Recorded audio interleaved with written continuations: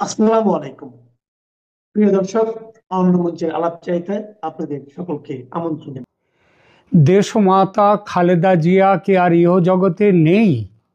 সারা বাংলাদেশ জুড়ে এখন এটাই সবচেয়ে বড় প্রশ্ন।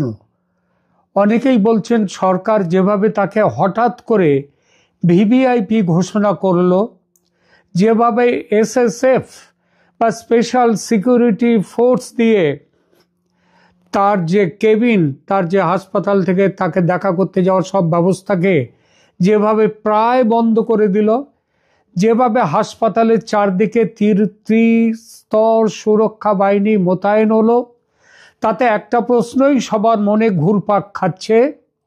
সেটা হলো, কেন এত সিকিউরিটি ব্যবস্থা? কেন হঠাৎ ভিভিআইপি ঘোষণা? কিছু উত্তর বাতাসে ভাসছে। এত সিকিউরিটি নাকি খালেদা জিয়ার পুত্র তারেক রহমান যে কোনো সময় দেশে ফিরতে পারেন, সেজন্যই নাকি এত সুরক্ষা। একদমই যুক্তিগ্রাহ্য নয় এমন উত্তর। কারণ তারেক রহমান যদি এখন দেশে ফেরেন, তাহলে উনি যেভাবে দেশে থাকতে না পারার জন্যে রাজনৈতিক আশ্রয় নিয়ে লন্ডনে আছেন, ইংল্যান্ডে আছেন, উনি এখন দেশে ফিরলে ওনার লন্ডনে থাকার আর সময় সেই সুযোগ হবে না। তিনি আর রাজনৈতিক কারণে লন্ডন প্রবাস সেটা তিনি বলতে থাকতে পারবেন না। সুতরাং একদমই যুক্তিগ্রাহ্য নয় এই উত্তরটা যে তারেক রহমানের জন্যে এইটা করা হচ্ছে। তারেক রহমান যদি ফেরেন, সেজন্য জনতার ভিড় হওয়ার কথা বিমানবন্দরে। সেখানে জনতাকে সামাল দিতে সুরক্ষা বেষ্টনী বিমানবন্দরে থাকবে। এবার কে আর হাসপাতালের পাশে নয়, যে এবার কে আর হাসপাতালে চিকিৎসাধীন রয়েছেন বেগম খালেদা জিয়া। আরও বড় কথা, তারেক রহমান কবে আসবেন কিংবা আদৌ আসবেন কিনা সেটাই তো কেউ কাউকে জানায়নি। তিনি নিজেও বলেননি তিনি কবে আসবেন।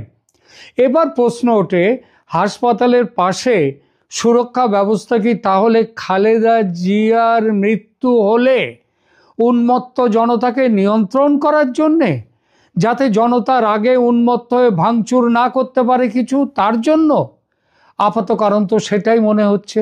এখানে প্রশ্ন ওঠে, ম্যাডাম জিয়ার মৃত্যু হলে জনতার তো শোকে ভেঙে পড়ার কথা, তারা ক্রোধে উন্মত্ত হবে কেন? সেই কারণগুলোও কিন্তু বাতাসে ভাসছে। অনেকেই বলছে 21 তারিখে গত মাসেই ম্যাডামকে তার শরীরের অবস্থা বিবেচনা না করে একরকম জোর করে সরকারি অনুষ্ঠানে নিয়ে যাওয়া হয়, সেখানে জোর করে তাকে বসিয়ে রাখা হয়, কিছু একটা খাইয়ে দেয়া হয়, সেটাও নাকি অনেকটা জোর করেই। আর তার ফলেই তিনি অসুস্থ হয়ে পড়েন এবং অসুস্থ হওয়ার পর যথাসময়ে উপযুক্ত চিকিৎসার ব্যবস্থাও করেনি সরকার। এই দায় সরকারের। সেজন্যই সরকার ভয় পাচ্ছে, আর ভয় পেয়ে সুরক্ষা বেষ্টনী দিয়ে ঘিরে ফেলেছে চারদিক। এই প্রচারের সঙ্গে আরেকটি কথাও খুব ভাসছে বাতাসে। সেটা হলো, বেগম খালেদা জিয়ার মৃত্যু ঘটেছে ইতিমধ্যে, জনতার উন্মত্ততার ভয়ে সরকার ঘোষণা করছে, উল্টে বাহানা দিচ্ছে তারেক রহমানের জন্য সুরক্ষা করতেই এসবগুলো করা হচ্ছে। যত সময় যাচ্ছে তত ক্ষীণ হচ্ছে তারেক রহমানের দেশে ফেরার সম্ভাবনা এবং ততই বাড়ছে ম্যাডাম জিয়ার মৃত্যুর সম্ভাবনা। যেমন ঘণ্টা চারেক আগে এক সময়ের বিএনপি সংসদ সদস্য ও অবসরপ্রাপ্ত সেনাকর্তা মেজর আখতারুজ্জামান মোটামুটি স্পষ্ট করেই বললেন, দেশমাতা খালেদা জিয়া আর ইহজগতে নেই, এবং ইঙ্গিত করলেন এই মৃত্যু ঘটেছে আজ নয়, অন্তত কয়েকদিন আগে। জোর করে কৃত্রিম রেসপিরেটরি সিস্টেম ভেন্টিলেশনে তাকে রেখে তার শরীরের বুকের ওঠানামা দেখানো হচ্ছে। দেশের একটা বড় অংশের মানুষ কিন্তু এটাই বিশ্বাস করছে, আর ডাক্তাররাও কিন্তু এবং সরকারও ঝেড়ে কাশছেন না। আর এটা সত্যি হলে, এবং সত্যি হওয়ার সম্ভাবনাই বেশি, সুতরাং প্রশ্ন উঠছে, বেগম খালেদা জিয়া হচ্ছেন একজন আদ্যন্ত ধর্মবিশ্বাসী মানুষ, এবং ধর্মবিশ্বাসী বেগম জিয়ার মৃতদেহের ধর্মগ্রন্থ অনুযায়ী শেষ কাজ না করে কেন এভাবে রেখে দেয়া হয়েছে? কি বলা আছে এই বিষয়ে ধর্মগ্রন্থে? দেখুন, আমি হিন্দু, আমি নিজে ব্যক্তিগতভাবে হিন্দু, কিন্তু অনুসন্ধিৎস মন নিয়ে এবং আমার বহু পরিচিত মুসলিম বন্ধু ইত্যাদিদের সঙ্গে পরিচয়ের ফলে, তাদের সমাজে গভীরভাবে মেশার ফলে আমি এটা জেনেছি, মুসলিমদের মৃত্যুর পর তাদের মৃতদেহের সৎকার ও পারলৌকিক কাজ, সেগুলো আমার দেখা অনেক ক্ষেত্রে, এবং কিছু পড়াশোনাও আমি করেছি। আমার সেই দেখার মধ্যে ও পড়াশোনার মধ্যে, জানার মধ্যে, এখানে যদি প্রকাশ করতে গিয়ে আমি কোথাও ভুল ভ্রান্তি করে ফেলতে পারি, আমি সেজন্য আগে ভাগেই ক্ষমা চেয়ে রাখছি। এবার বলি ধর্মগ্রন্থে কি বলা আছে মৃতদেহ সম্পর্কে, মৃতদেহের সৎকাজ সম্পর্কে। কুরআন ও হাদিসে মৃত্যুর পর দাফন কত দ্রুত করতে হবে সে বিষয়ে সুনির্দিষ্ট কোনো ঘন্টা বা মিনিট উল্লেখ না করা থাকলেও যত দ্রুত সম্ভব দাফন কাজ সম্পন্ন করার ব্যাপারে কঠোর নির্দেশ দেয়া রয়েছে। ইসলামী পরিভাষায় একে তাজিল বলা হয়। তাজিল মানে তাড়াতাড়ি করা।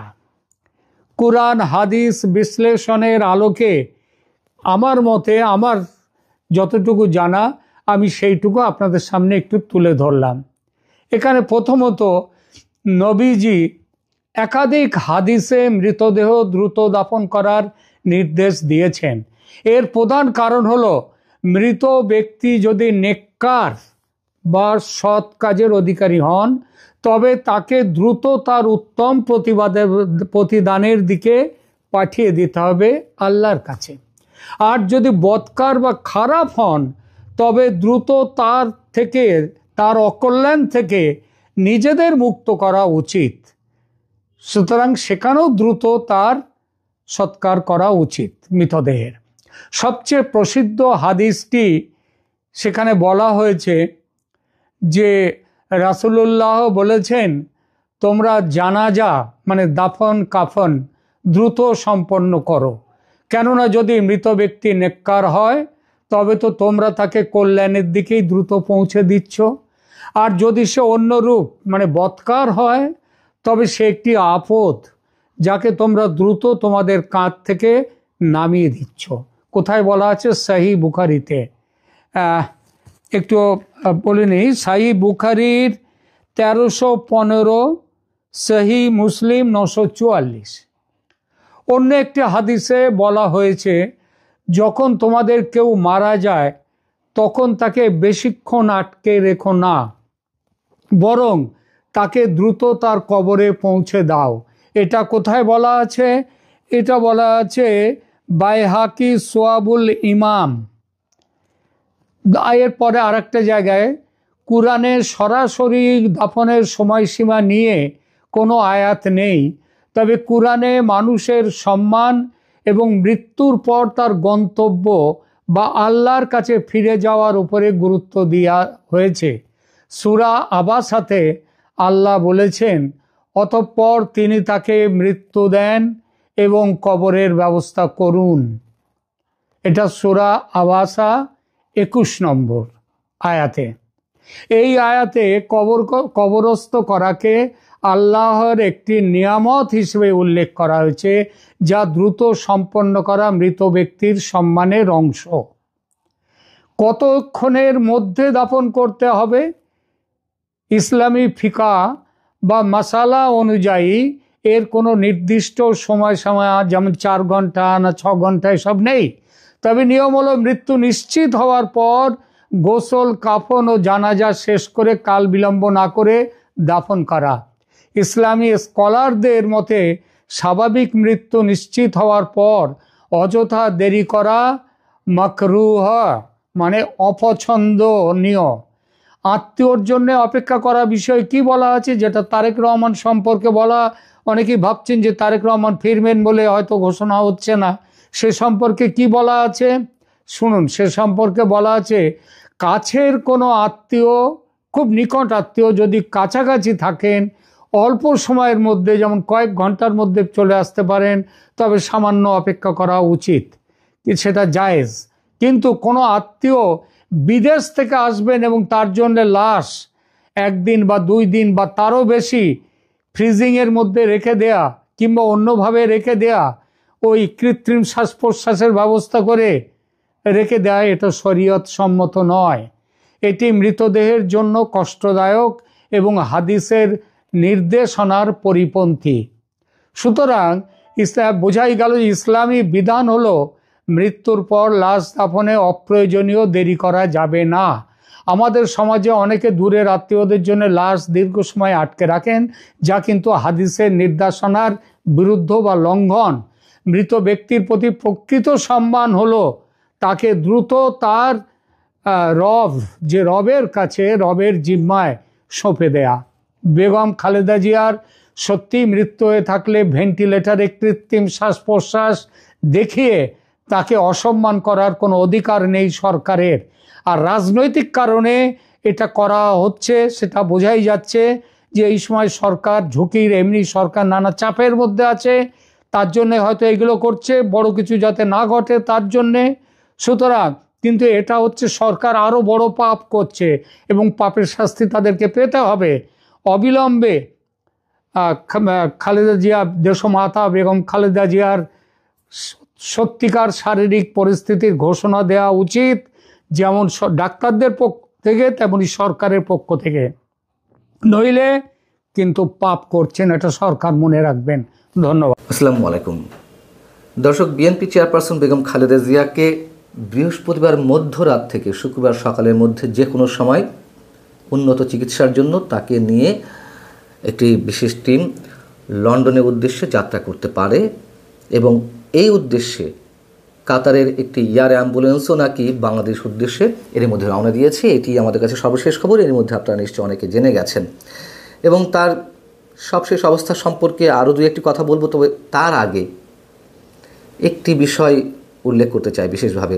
যেহেতু খালেদা জিয়াকে লন্ডন নেওয়া হচ্ছে, এটি দলের সিদ্ধান্ত, সেহেতু আমরা মোটামুটি এটুকু নিশ্চিত এই মুহূর্ত পর্যন্ত যে তারেক রহমান দেশে আসছেন না বা আসতে পারছেন না।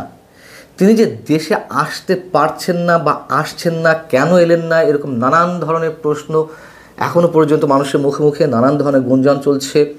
একই সঙ্গে নানান ধরনের রাজনৈতিক অপ্রীতিকর বক্তব্য আমাদের সামনে আসছে। দেখুন, আমি শুরু থেকে একটি কথা আপনাদের সামনে বলে আসছি। আমি এটুকু বিশ্বাস করি যে অন্য যে কোনো সন্তানের মতো তারেক রহমানেরও প্রবল আকর্ষণ রয়েছে তার মায়ের প্রতি। মায়ের জীবন মৃত্যুর এই সন্ধিক্ষণে তাকে একটু স্পর্শ করার, সরাসরি দেখার, এটুকু আমি বিশ্বাস করি। তিনি যে আসছেন না এই অবস্থায়ও বা এলেন না তা নিয়েও প্রশ্ন ওঠাটা অস্বাভাবিক কিছু নয়। কিন্তু আমার কথা হচ্ছে সেই প্রশ্নগুলো তোলার সময় তো এখন নয়। তিনি কেন এলেন না, নিশ্চয়ই এর মধ্যে অনেক ধরনের গূঢ় রহস্য রয়েছে। এই বিষয়টি তিনি নিজেই তার ফেসবুক স্ট্যাটাসের মাধ্যমে পরিষ্কার করেছেন এবং তা নিয়েও রাজনৈতিক অনেক ধরনের বক্তব্য উত্থাপিত হতে পারে। আবারও বলি, কিন্তু সেই সময়টি তো এখন নয়। আরেকটি বিষয় একটু বলে নিতে চাই যে খালেদা জিয়ার সবশেষ শারীরিক অবস্থা নিয়ে বা তিনি কোন অবস্থায় রয়েছেন এ বিষয়ে বুধবার মানচিত্র চ্যানেলে, এই চ্যানেলে বিএনপি দলীয় সাবেক সংসদ সদস্য এবং সাবেক সেনা কর্মকর্তা মেজর অবসরপ্রাপ্ত আখতারুজ্জামান তিনি তার বক্তব্য তুলে ধরেছিলেন। নিশ্চয় তিনি যতটুকু দেখছেন, যতটুকু জানছেন, সেই জায়গা থেকে তিনি বিষয়টি বিশ্লেষণ করার চেষ্টা করেছেন এবং তিনি সবশেষ খালেদা জিয়ার সবশেষ অবস্থা সম্পর্কে একটি মন্তব্য করেছেন। এই বিষয়টি নিয়ে অনেকে প্রশ্ন তুলছেন। প্রশ্ন তুলতেই পারেন, যেহেতু চারিদিকে সারা বাংলাদেশে এখন এটি আলোচনার বিষয়, এটি এখন talk of the country. Khaleda জিয়ার কী অবস্থা, তিনি কোন অবস্থাতে রয়েছেন, সর্বশেষ তার কন্ডিশন কি, নানান ধরনের মন্তব্য করছেন, বক্তব্য দিচ্ছেন। মেজর অবসরপ্রাপ্ত আখতারুজ্জামানও তিনি তার জায়গা থেকে বিশ্লেষণ করার চেষ্টা করেছেন এবং সেখানে তিনি একটি সর্বশেষ মন্তব্য করলেও তিনি পরিশেষে তার সুস্থতাও কামনা করেছেন। এমনকি যখন মানচিত্রে এই প্রোগ্রামটি নিয়ে, এই সাক্ষাৎকারটি নিয়ে অনেক বেশি প্রশ্ন কোনো কোনো জায়গা থেকে উঠছে, তিনি তার দায়িত্বশীলতার জায়গা থেকে একটি স্টেটমেন্ট দিয়েছেন যে যা কিছু বলা হয়েছে তিনি তার নিজের জায়গা থেকে বিশ্লেষণ করে একটি কনক্লুশন টানার চেষ্টা করেছেন। সেই জায়গা থেকে যদি কেউ এটি অন্যভাবে নেওয়ার চেষ্টা করেন, আমরা আসলে আমাদের দুঃখ প্রকাশ করা ছাড়া আর কিছু করার থাকছে না, এটুকুই বলতে চাই। যাই হোক, যেটি বলছিলাম, তারেক রহমান কেন দেশে আসেননি সেই প্রশ্ন ওঠার পাশাপাশি এবং খালেদা জিয়াকে লন্ডনে নেওয়া হচ্ছে বৃহস্পতিবার মধ্যরাত থেকে বা শুক্রবার সকালের মধ্যে যে কোনো সময়। এর মধ্যে আরেকটি বিষয় জানা গিয়েছিল যে তার স্ত্রী ডাক্তার জুবাইদা রহমান তিনি লন্ডন থেকে ঢাকার উদ্দেশ্যে রওনা দিয়েছেন, হয়তো দিয়েছেন। এই বিষয়ে প্রেস ব্রিফিংয়ে যতটুকু জানা গেছে, মানে অন্তত আমি এ বিষয়ে কিছু শুনতে পাইনি। তবে লন্ডন নেওয়ার প্রস্তুতি চলছে, এটি গত দুদিন ধরে শোনা যাচ্ছিল এবং সেটি একটা পর্যায়ে এসে নিশ্চিত হওয়া গেছে এবং এই খবর বিবিসি দিয়েছে আমাদেরকে। বিএনপির চেয়ারপারসনের প্রেস উইং তারাও জানিয়েছে যে খালেদা জিয়ার শারীরিক অবস্থার খুব একটা পরিবর্তন হয়নি। গত 24 ঘন্টায় তিনি এর আগে যাচ্ছিলেন একই রকম রয়েছেন এবং এই অবস্থাকে স্থিরশীল মনে করছেন চিকিৎসকরা, এমনই বক্তব্য দেওয়া হয়েছে প্রেস উইং থেকে। আর আবারও তারেক রহমানের প্রসঙ্গে আসি যে তার যে বিড়াল, খুব শখের একটি বিড়াল রয়েছে, আদরের বিড়াল রয়েছে, সেই বিড়ালেরও পাসপোর্ট হয়েছে বাংলাদেশে আসার জন্য। তার মানে তারেক রহমানের একটি প্রস্তুতি ছিল যে যদি দেশে আসার ক্ষেত্রে তার যে জটিলতা রয়েছে সেই জটিলতা নিরসন করা সম্ভব হয় তাহলে তিনি আসবেন। বিড়ালের পাসপোর্ট করার বিষয়টি সম্বন্ধে মানে সেই জায়গা থেকে আমরা এই বিষয়টিতে পৌঁছাতে পারি এবং সহজে বোঝা যাচ্ছিল যে তিনি সপরিবারে আসার চিন্তাভাবনা করছেন বা পরিকল্পনা নিয়েছেন এবং সেই পরিকল্পনা থেকে বিষয়গুলো বাস্তবায়নের চেষ্টা করছিলেন। আরেকটি বিষয় যেটি উল্লেখ করা দরকার যে রাজধানীর বসুন্ধরা আবাসিক এলাকায় এভার কেয়ার যে হসপিটাল, যেখানে খালেদা জিয়া চিকিৎসাধীন রয়েছেন, সেই হাসপাতালের পাশের মাঠে সেনাবাহিনীর বা সশস্ত্র বাহিনীর 2টি হেলিকপ্টার পরীক্ষামূলক অবতরণ এবং উড্ডয়ন করেছে। এই বিষয়টি না এখনও পর্যন্ত মানুষের কাছে রহস্যের। মানে কেন এই অবস্থায় SSF এর প্রোটোকল অনুযায়ী এই পরীক্ষামূলক এই উড্ডয়নের ব্যবস্থা, এই প্রশ্নটি মানুষের মুখে রয়েছে। তবে যেটুকু বোঝা যাচ্ছে সম্ভবত খালেদা জিয়াকে এ ধরনের কোনো হেলিকপ্টার করেই বিমানবন্দরে নেওয়া হবে, সেখান থেকে এয়ার অ্যাম্বুলেন্সে করে লন্ডন নেওয়া হবে, হতে পারে। এর পাশাপাশি আরও অনেক ধরনের মন্তব্য, নানান ধরনের গুঞ্জন বা কেউ কেউ গুজবও ছড়াচ্ছিল। আগেই বলেছি যে এমন কোনো ব্যবস্থা থাকলে সেটি এমনিতেই হতে পারত। সরকারের পক্ষ থেকে একবারে প্রকাশ্যে একটি বিজ্ঞপ্তি দেওয়া হলো, সেই বিজ্ঞপ্তি নিয়েই নানান ধরনের কানাঘুষা চলছিল। এখনও পর্যন্ত মানুষ জানে না যে এই হেলিকপ্টার অবতরণ এবং উড্ডয়নের ভেতরের কারণটি কী। অনেক ধরনের প্রশ্ন উঠছে।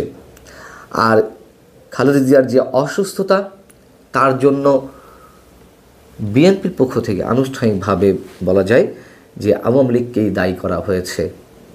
দলের যুগ্ম মহাসচিব রুহুল কবির রিজভী তিনি বৃহস্পতিবার দুপুরে যে সংবাদ সম্মেলনটি করলেন সেখানে তিনি উল্লেখ করেছেন যে তাকে নির্যাতন করে অসুস্থ করা হয়েছে। মানে কি, এই সময় তো আর কেউ নির্যাতন করেনি, আওয়ামী লীগ সময়ের কথাই তিনি উল্লেখ করতে চেয়েছেন। এই জায়গাটিতে একটু জোর দিতে চাই, যেটি আমি শুরু থেকে বলছিলাম যে তারেক রহমানকে নিয়ে যেমন নানান ধরনের রাজনৈতিক বক্তব্য চলছে, এখন খালেদা জিয়ার এই অসুস্থতা নিয়েও বিএনপির পক্ষ থেকে এই ধরনের বক্তব্য তুলে ধরার কোনো কারণ আছে বলে আমি মনে করি না। তখন সবারই একটা উদ্দেশ্য, সবাই যেটি প্রার্থনা করছেন খালেদা জিয়ার সুস্থতা, তিনি যেন আবারও ফিরে আসেন। তার অবস্থা যতই সঙ্গীন হোক না কেন, যতই তিনি জীবন মৃত্যুর সন্ধিক্ষণে দাঁড়িয়ে থাকুন না কেন, সৃষ্টিকর্তা চাইলে তো সব কিছুই সম্ভব এবং নিঃসন্দেহে আমরা সবাই সেটা চাই। ভালো থাকুন, আল্লাহ হাফিজ।